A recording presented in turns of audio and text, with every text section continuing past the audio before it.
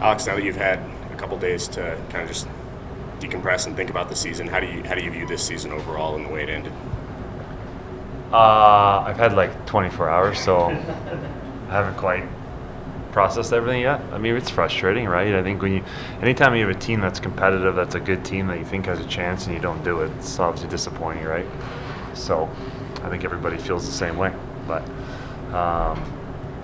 what do, right? You take some time, process everything, and then get back to work. You'd want to still be playing, but we gotta get ready for next year. For both of you guys, you went through it in St. Louis, obviously winning in 19. Was there anything different about this year in terms of learning how to try and go back-to-back, or given the challenges of this season with all the man games lost, were there any other challenges along the way that you... I mean, it's not easy going. I mean, no one's really gone back-to-back. I mean, minus the bubble with Tampa, but like 2 full seasons, right? It's hard to do. Pittsburgh was the last team, right? It's hard. I think you play late. Injuries are obviously going to be more often the following year, and I think it's, in a sense, pushes you to be better because you're going to get the best from every single team, the next season, which we did this year. So was it perfect? No. We got in. Injuries played. Obviously, we had a lot of guys who missed a lot of time. It changes the balance of the lineup, but I don't think into the playoffs really changed our mindset. We still felt like we had a great opportunity to win the first series and keep going. Alex, obviously you were one of several guys that missed time late in the year. Now that it's over, how much of a challenge was it, do you think, for the group to A, get up to speed, and B, against a team like Dallas to do that at the same time? Yeah, it's not easy. I think everybody goes through different things, right? I know for me, and I'm sure for Stoney too, when it's something internally, it's kind of out of your control. There's nothing you can really do, right? It's pretty frustrating because stuff just happens and you got to deal with it. So those are tough because you got to shut down basically. You can't do a whole lot.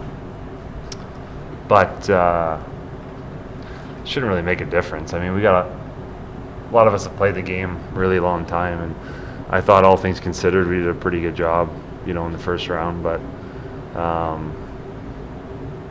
I think as a group collectively, we got, as hard as it is, we've played long enough that we can be better in coming back. And I thought the series was pretty good. It's not like we got blown out of the series and we were not even in the games. I mean, they're all 1-goal games, some fortunate bounces here and there, and the series can change.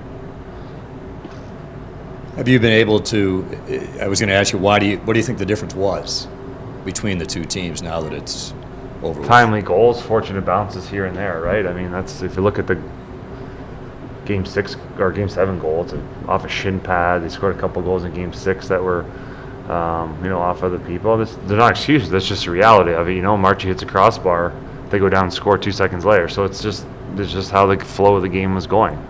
But we kept our cool, and Jack misses one. I had a great opportunity. It's just maybe last year those went in for us, but I thought we did a really good job kind of keeping our heads on straight and just keep playing. They're pretty much all 1-goal games. So the bounces here or there can change the series. For Ivan, last year when you came in, it seemed like the chemistry happened like right away for you. Like what went well last year that allowed you to have that chemistry immediately? I think it just, when you get traded, you have no idea what to expect, to be honest. You have no idea who you're going to play with, but for me, I got here, it probably took me a couple of games to get it going, especially playing with Jack and Marchie, and probably since then we just kept it simple and we just played the game, and I think that was probably the biggest difference. Anything else for Alex, Ivan, go Ashley and Kevin? Ivan, what was special about this team? To be honest, a locker room. There's you can say it about every single guy in the locker room. It's always fun to be around. Even though we've had some tough stretches this season, and I think it was just always fun to be coming into a locker room. It's always a good mood. a lot of jokes going around, and I think that was probably the best teammates I've ever had in my career. Alex, we saw Alec Martinez kind of pause before he left the ice and turn around and just take in the whole situation. As somebody who's been on the ice with him so much, can you just talk about the impact that he's had just in the NHL, but also with the Golden Knights? For sure. I mean, he's talking about teammates, right? And Barbie will probably agree with me. Like, probably one of the best teammates, if not the best teammate I've ever had. Away from the game, Marty is one of the best people you're going to meet, right? He's just a good, down-to-earth person. He's just great to be around. I mean, he's just, we've become close, obviously, over the last couple of years playing together. And those are relationships that you want to keep, as friends away from hockey. And when I don't know what's in store for him, but, I feel like we've developed a relationship, not just me, but there's a lot of guys that, enjoy his company and have him around. And you're not going to meet many people that are, better than him. And I always push the hockey side, or hockey stuff aside. He's obviously had a phenomenal career, multiple Stanley Cups, been very successful, but it's the person that, really makes the player, and coming and working every day with him it's a special thing. Adam. For Alex, you talk about kind of processing the end of the year and then kind of turning the page, looking forward to next year. At this point in your career, is it easier because it's routine, you've done it so many times, or is it more difficult knowing like you're not running out of chances, but it's a limited amount of time that you have left? Yeah, I know what you're saying. You can't play forever, right? You only have so many opportunities. Yes and no. I mean, like I said, that part is frustrating, right? Like I said when I came in, you only have so many opportunities with good teams.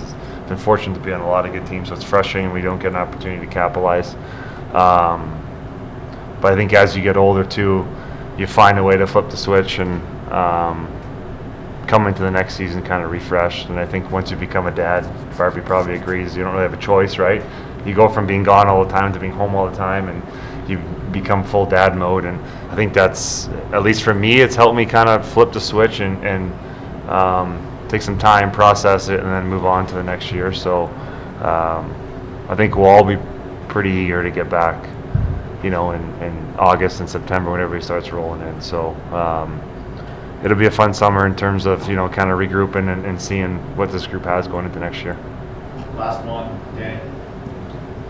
Alex, the other night you talked about the business aspect of things. Obviously, don't know what the group's going to look like next year, but can you imagine a Golden Knights locker room next year without Jonathan Marchessault? I knew that was going to be your question.